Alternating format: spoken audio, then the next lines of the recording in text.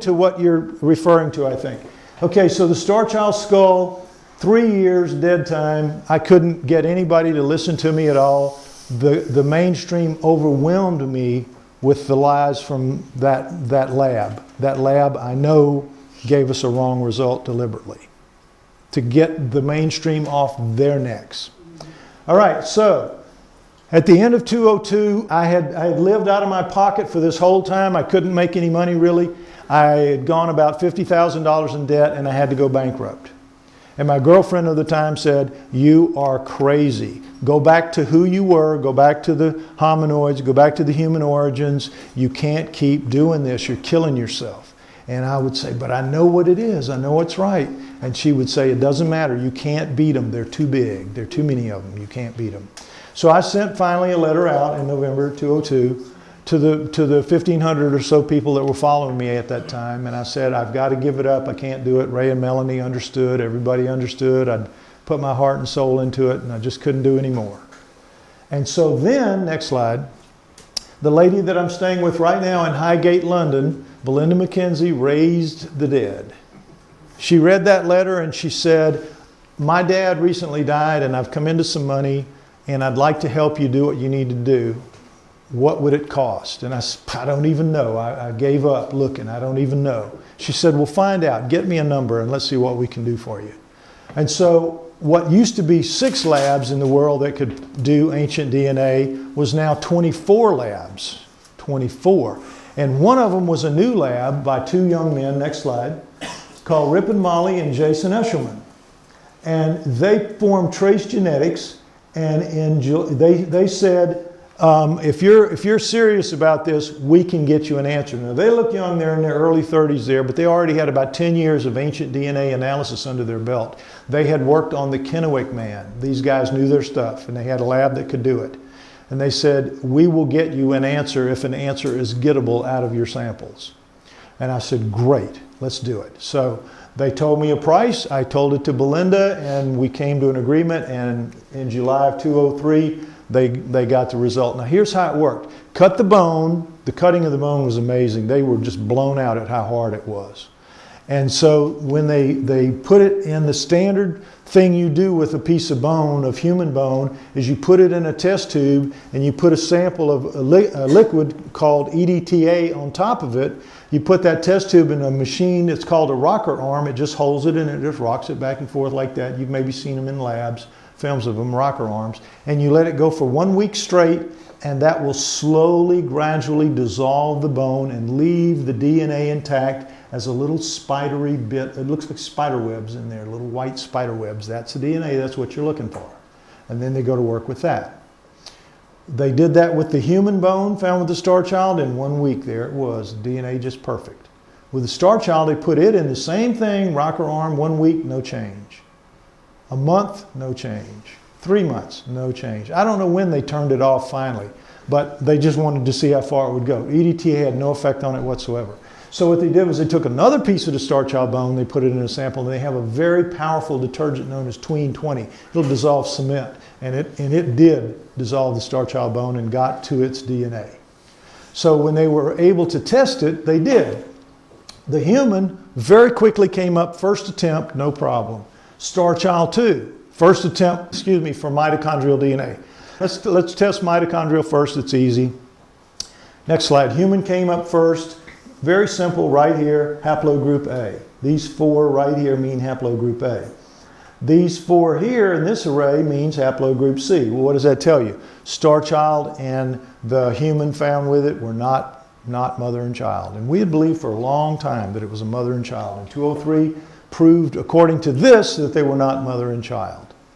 But the Starchild did have a human mother, because that mitochondrial DNA was human mitochondrial DNA, or it looked like it anyway.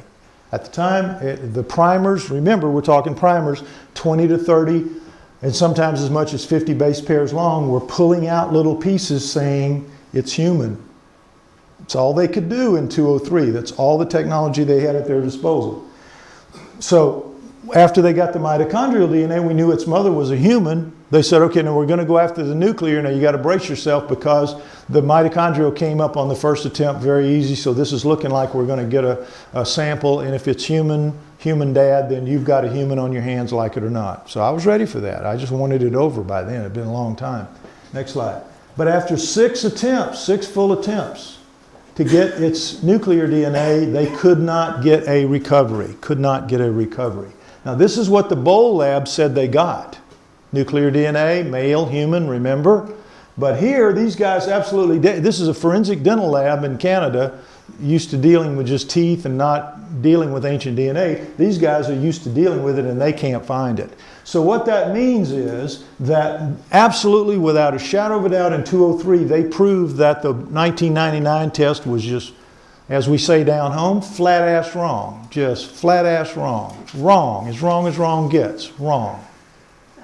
Now, that should have been it for science. You know what science did? I started sending this out to all the people that had written, criticisms and people who were hammering us on the internet and all that. I said, look at the new test. Oh, no. We don't choose to believe this one. We choose to believe the first one. We think these guys made some kind of a mistake. We're not going to accept what we don't want to hear. We're going to live with what we want to hear.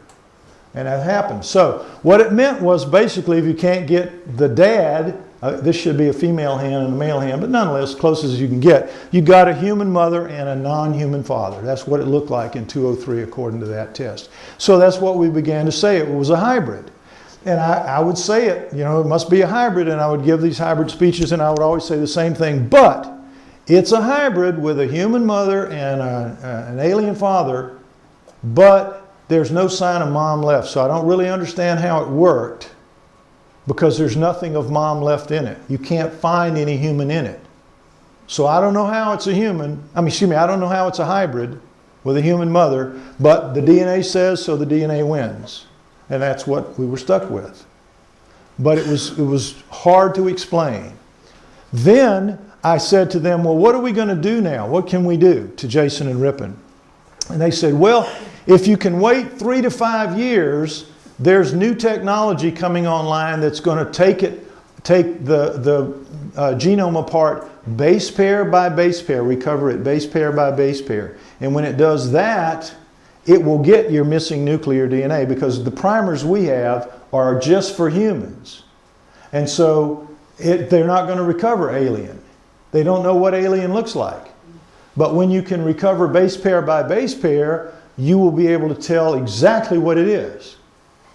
So it's like, okay, I'm looking at a jail sentence of 3 to 5 years. The judge gavel down 3 to 5, depending on your behavior.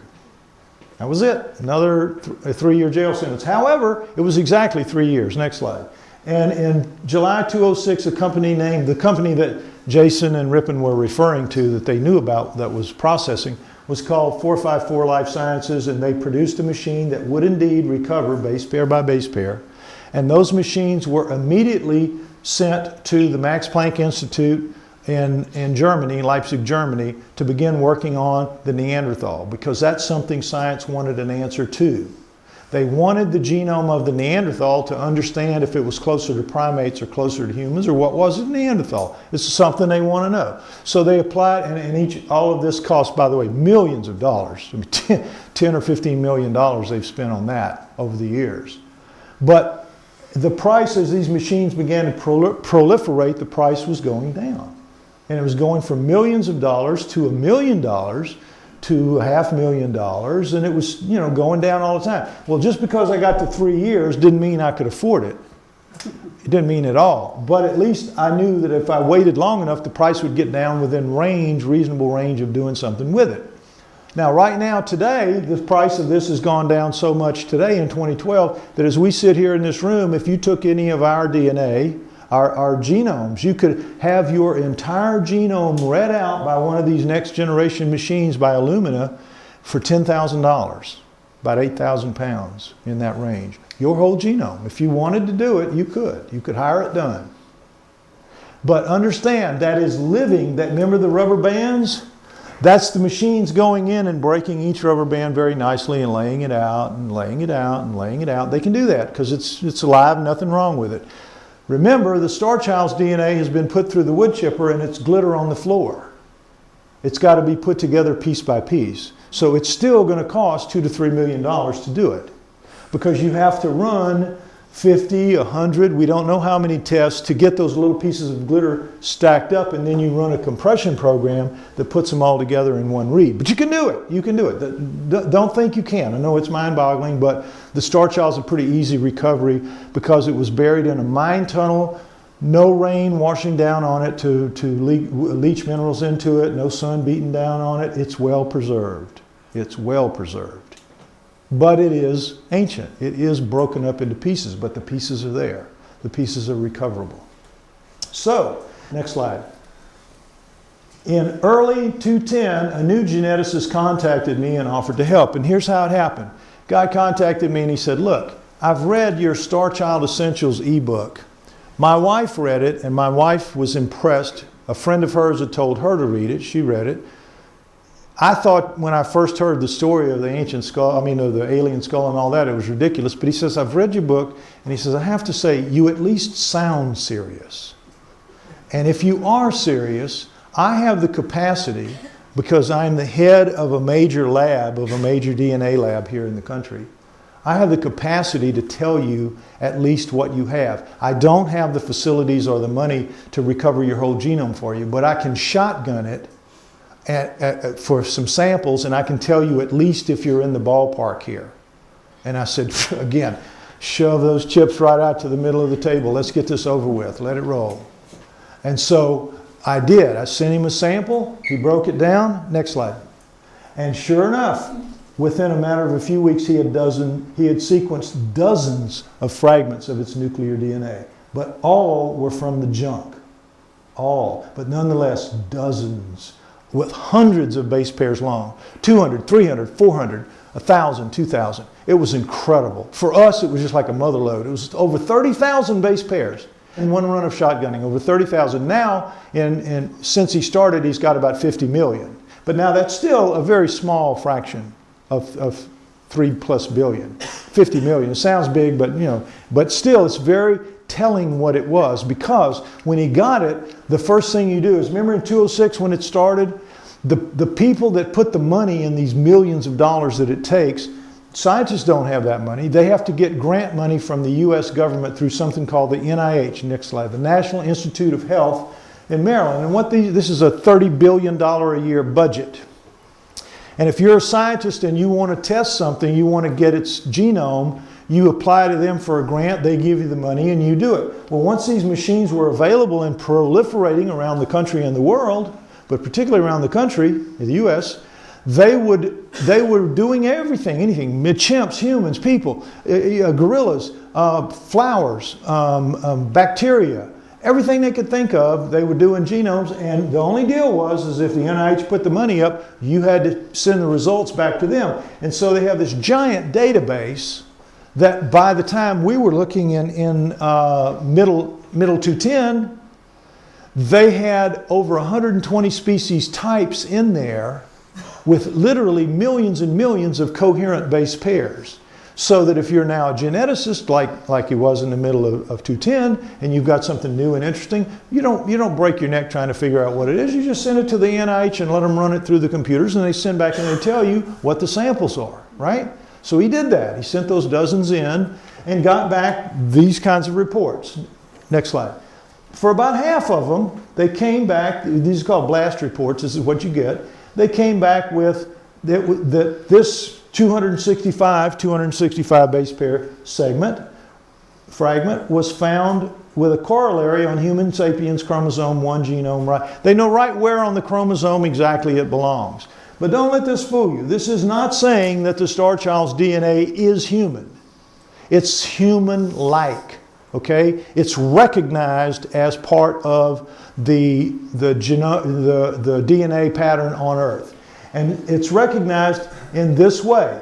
If it could just as easily, if he were asking, does it match up with chimps, he would have said yes. Because chimps are 97% the same as we are. Gorillas are 95% the same.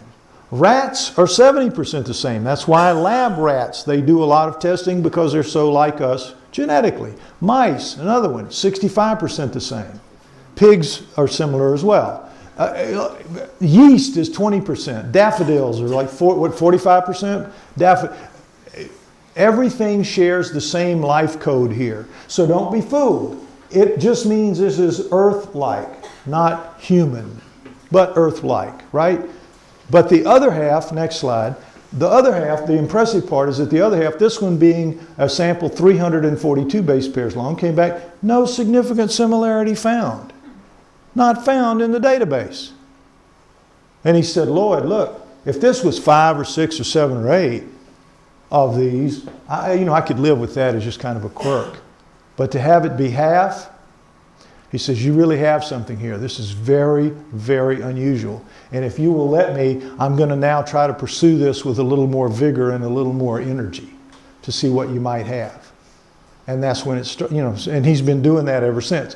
But understand that he has to do it on his own time, on the weekends and out of his own pocket. Because when he talked to his administrators about this, and he said, what kind of support can I get from you guys? They said, not a damn bit. And if you let anybody find out that you're doing it or we're involved, you will be sacked probably. That's how it is, because the most conservative elements of science will drop down like a 2-ton tick on anybody that gets out of line when it comes to UFOs and aliens or Bigfoot or any of those things. Got to be very, very careful. So that's how he's been proceeding. And over time, he has been looking for, he also did a spectrophotometer test, and this is really cool too. It illustrates live wave absorbance in pure DNA. And this is what it looks like normally, pure DNA for humans. And no DNA is this, and protein contamination is that. Okay, so he did human and the Starchild. Next slide. And what you see, all right, human, just what it's supposed to look like, and that's the Starchild. And it's not no DNA, and it's not protein contamination. It's sort of struggling to kind of be a human, but it's just something else. It is just something else. So what the 3 billion base pairs, what he was looking for was, he said, I have to find a golden needle. He kept hitting in the 95% that was the junk. But he says, if I can get something out of that 3 to 5%, the golden needle in the 3 billion haystack, if I can get a fragment of that that makes proteins, or even part of something that makes proteins, I can compare it to the human, which is well studied, and we'll really have something there. We'll really have a comparison we can make. I've got to find a golden needle. And he kept trying and he kept failing. But in that process, he found 4 fragments of the mitochondrial DNA. And this became very important. 4 fragments of mitochondrial DNA, because again, remember, the mitochondrial DNA is very well conserved. It doesn't change much over time. Next slide. Now, we know an awful lot about mitochondrial DNA. It's circular in shape. You have 15 genes in it, 2 RNA types, and then the rest normal genes. And they have extremely highly conserved because it undergoes little change over time. We know an awful lot about it. It's highly conserved. It stays the same. We know what. Now, next slide. Get this in mind. You have, of all the, if you had all 16,000, starting with number 1 here, right on through to 16,569 over there. This is just a little slice out of it, right? And among humans, you have 33 here, haplogroups. Some people say you have more and that new ones are developing all the time as they do more research. But let's just call it where it is for now. 33 haplogroups, Neanderthal and Denisova. And Denisova is the new pre-human that stands alongside Neanderthal, but they know very little about it because all they have is a finger bone. You've heard about the fingertip bone and the tooth. And they took DNA from that. It was found in a cave with Neanderthals, and they assumed it was Neanderthal, but they tested it because it looked a little different. They tested it and found out that, lo and behold, it had a different mitochondrial DNA count. And if it has a different mitochondrial DNA count, next slide, it's just different. And so what came out of that is that just because you have the finger bone in the tooth, you have a new species that stands alongside Neanderthals, and they know next to nothing about it. It's really kind of a pain in their neck to deal with it because they know so little, but they have no choice because mitochondrial DNA is like the law. If it's a different read from human or Neanderthal, it's a different species, period. Okay, next slide. So, let's go back to our 16,000 here on the wall, and we're going to take out this slice right here of 1255 of the 16 to 1350. This is 95 base pairs. They contain no variations in any of the haplogroups. And by the way, all of us sitting in here, we fall into one of these 33 haplogroups.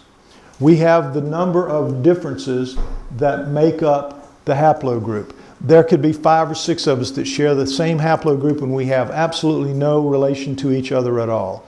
But we fit in the haplogroups because the changes in our mitochondrial DNA are clocked and understood as such. And they're only a maximum of 120 allowed. 120 allowed. And those 120 come from black Africans in South Africa. They were the first humans. And as just a sidelight, I always mention that Zecharia Sitchin wrote in The 12th Planet in 1976. 1976, he wrote that the first humans were genetically engineered in South Africa to be slaves and servants as the Adamu, the black-headed ones, the black people, whatever you want to call it. He wrote this in 1976, and in 1986, the Mitochondrial Eve program showed that indeed humans were about 200,000 years old, and the first of us did indeed come from South Africa. What Sitchin wrote in 76 to just tremendous ridicule and disparagement by everybody in the mainstream, 10 years later, they prove he's absolutely right. Do you think he received a single apology from anyone? From his own lips? No, never heard a word from anybody. Never heard a way to go, never heard a congratulations. Never heard you win, nothing. Forgot about it. True story. Anyway, so this is the way most of this on the wall would look. Most of it would look that way. There's very little change, but there are changes. Next slide. There are changes, and this is what they look like. The computer will let you know. In this haplogroup, everything is a T except this is a C right here. And the computer does these lines and things to let you know, pay attention, we got a difference here. Next slide. It can also be that something will be missing. This has a G here, this has nothing here. So it puts in the bar space to let you know whether it's on this one or on this one, and it lets you know. And they're differences. Now, next slide. We're going to look at a segment 164 base pairs long from 1202 to 1426. That's 164 base pairs long. And in this one, you see one change in the human right here, one change in the Neanderthal right here, and one change in the Denisova, the two different Denisovas, same change right here. So it's 1, 1, 1 in the 3 different species. You with me?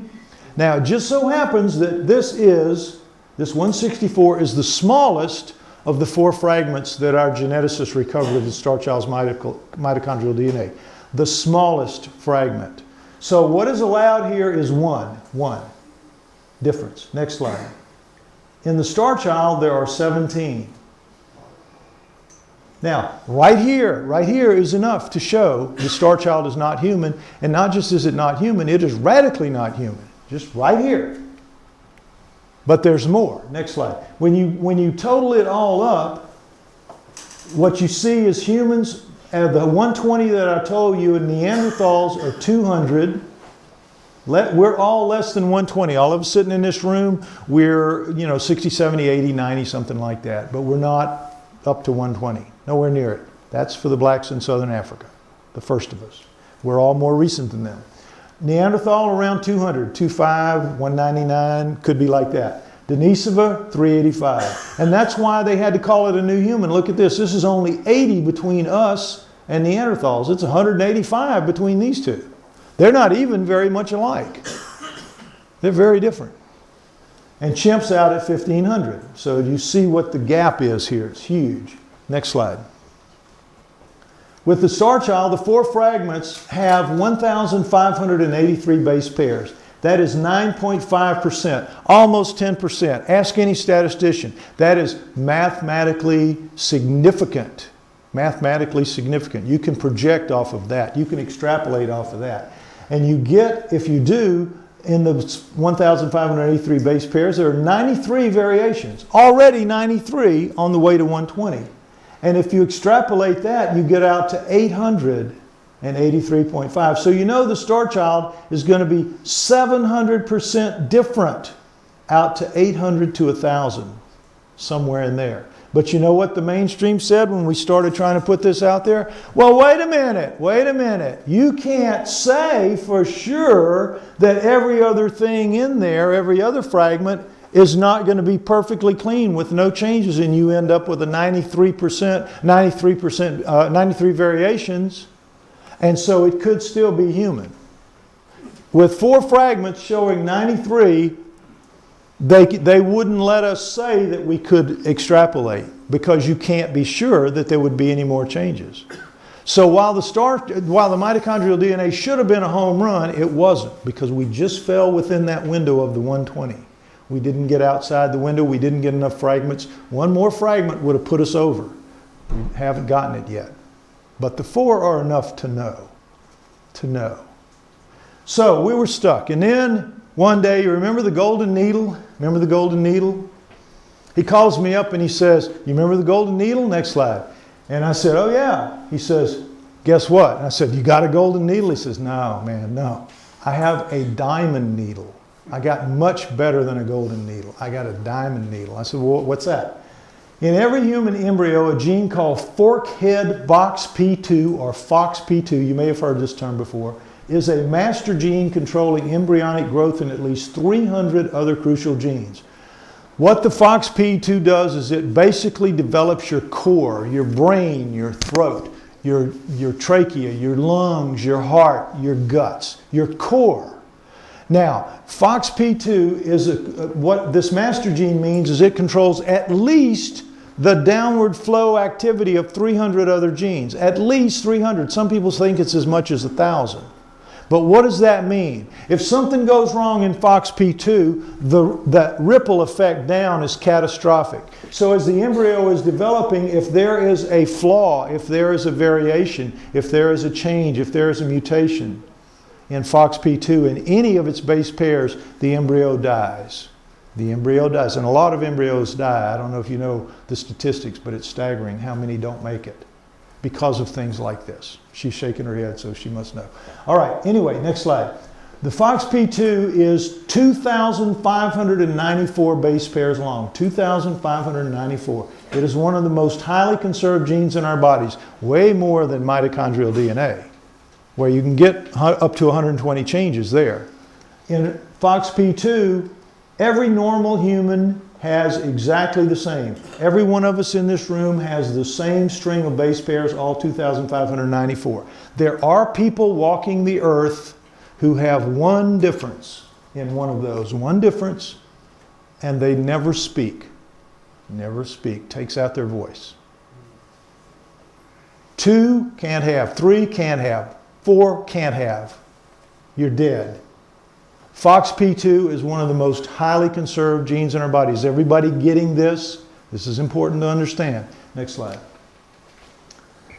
A 211 base pair fragment of Starchild FOXP2 is compared to the exact same 211 base pairs in humans and in several other species. Rhesus monkey, mouse, dog, elephant, possum, chicken, a type of frog, and zebrafish. And you see the similarities because everything has a FOXP2. Everything has a variation of FOXP2. It's one of the most important genes on Earth, not just in our bodies, on Earth. And it better work because it has all that downstream effect. It has to be the same. And if you look at the human, sure enough, every one of us in this room would have exactly this 211 base pair fragment. If you pulled it out of us, it would line up exactly, letter for letter, with that piece right there. Now look at the Starchild. How many red differences do you see, do you think? Next slide. 56. 56.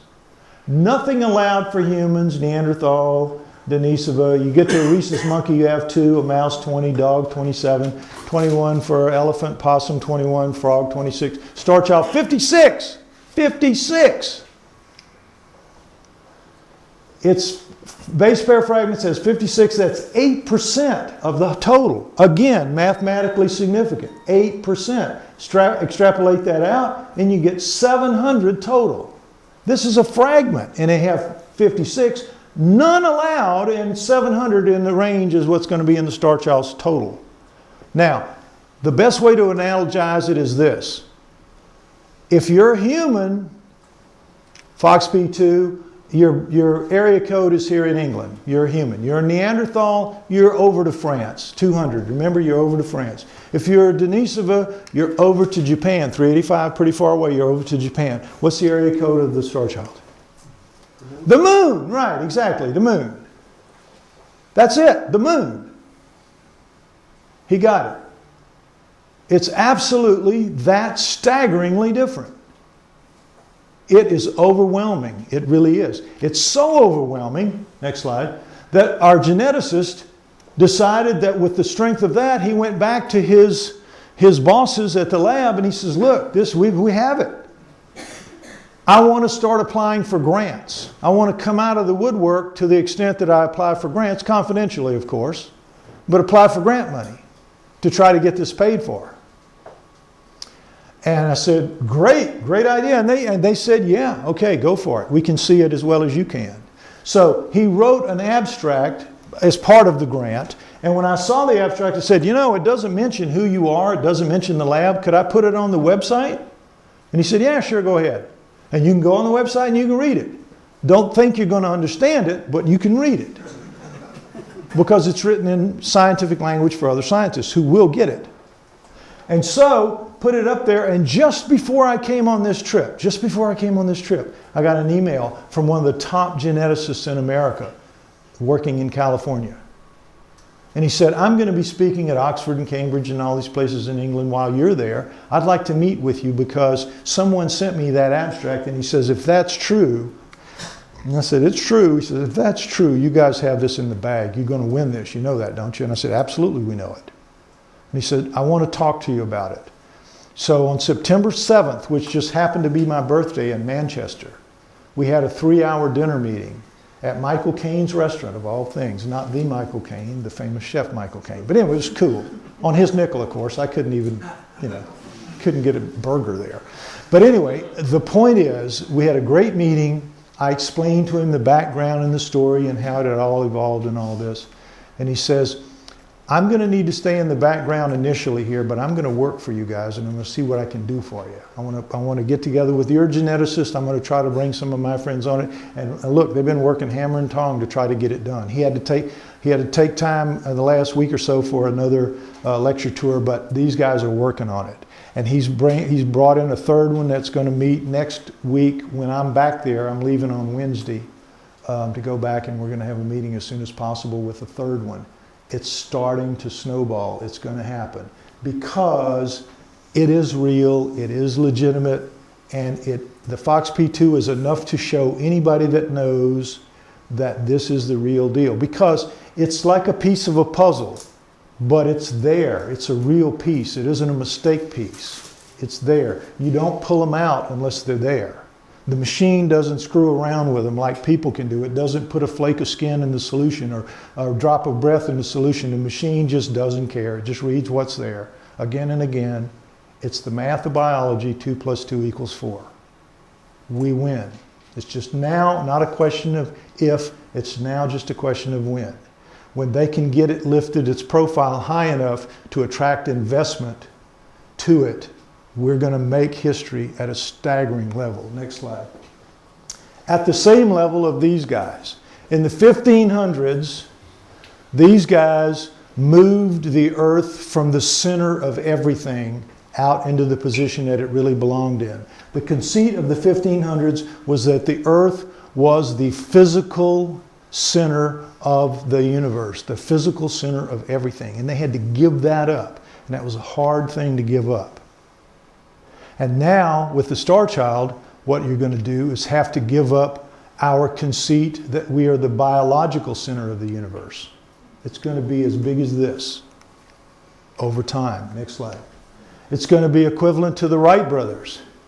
In 1900, at the turn of the century, a poll was sent out to everyone, over 200 of the main wizard scientists of the world at that time, asking them a series of questions about the future. One of which was, do you think that humans will ever be able to fly in heavier than air machines? And 95% of them wrote back, no, that's impossible. The physics are all wrong, and here's why. And we gave all this scientific gobbledygook. While two brothers are in Dayton, Ohio, working in a bicycle shop, and in 3 years they're going to fly.